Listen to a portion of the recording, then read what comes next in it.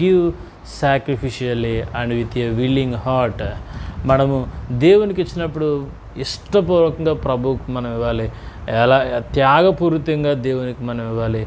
అది ఎలాగంటే ఇవ్వగలిగే హృదయంతో మనం ప్రభువుకి ఇవ్వాలి.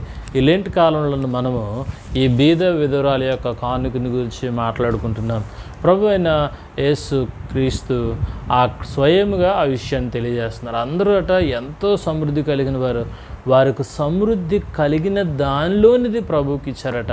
కానీ ఈమెయితే ఆమెకు కలిగినదంతయు ఇచ్చినని దేవుని వాక్యంలో మనం చూస్తూ ఉన్నాం. కాబట్టి ఈమె లేమిలో ఇంక లేనిదే ఆ కాలమే సరైన కాలం కాదు. ఆ కాలమే ఆమెకి ఇబ్బంది పడే కాలం.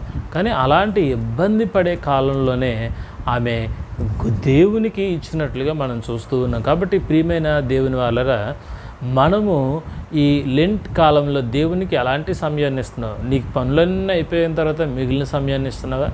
ఇంక ఈ సమయం ఖాళీ సమయం కాబట్టి ఆ సమయాన్ని ఇస్తున్నావా? నీ డబ్బులన్నీ అయిపోయిన తర్వాత ఇంకేమీ లేనప్పుడు అరాకొర కానుకొని దేవునికి ఇస్తున్నావా? గుర్తుపెట్టుకో, సమృద్ధిగా ఉన్నప్పుడు సమృద్ధిగా విత్తాలని దేవుని వాక్యం సెలవిస్తుంది. కాబట్టి ఈరోజు ఆ బీద విధురాల యొక్క కానుకని గురించి మనం మాట్లాడుకుంటున్నాం.